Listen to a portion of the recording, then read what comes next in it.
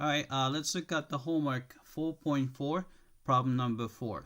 Alright, so we're going to use the L'Hopital's rule to evaluate this limit. Alright, so first thing is we're plugging 1 for x. You can see that the 1 plus cosine of 5 pi is going to be negative 1. So this is going to 0. And you have a 1 minus x is 1 plus natural log of 1 is 0. So numerator also approaches 0. Right? So we can apply L'Hopital's rule. Right? So let's apply L'Hopital's rule. Right? So we still have a limit as x approaches 1. Right? Then we take the derivative of the numerator. So derivative of 1 is 0. Derivative of negative x is negative 1. And then derivative of natural log of x is 1 over x. Right? Then derivative of 1 is 0. And derivative of a cosine of 5 pi over 5 pi x is, let's see, derivative of cosines is negative sine. And leave the inside function as it is, 5 pi x.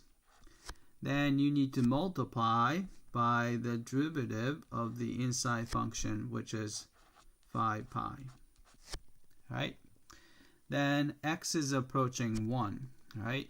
So you have, let's say, sine of 5 pi. Right? So sine of 5 pi is going to be 0. So the denominator actually approaches 0. Right, so this guy approaches 0, right? And here you have negative 1 plus 1 over 1, so negative 1 plus 1, so numerator approaches 0 as well, right? So we can apply L'Hopital's rule again. So apply L'Hopital's rule here, right? So you have a limit as x approaches 1, right? Derivative of negative 1 is 0, and derivative of this guy is negative 1 over x squared, right? And the derivative of sine is cosine, so it's going to be a negative cosine of 5 pi x.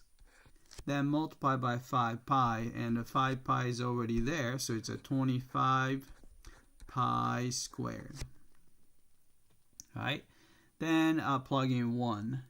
And you can see that here, this guy is going to go to negative 1 over 1 squared, so it's just negative 1.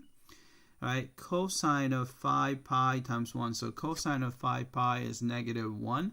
But there's a negative sign there, so this is going to go to 1. So you have a 25 pi squared, right? So you're going to get, let's see, so you have a negative sign, so I put negative 1. Then you have a 25 pi squared, right? So let's type it in.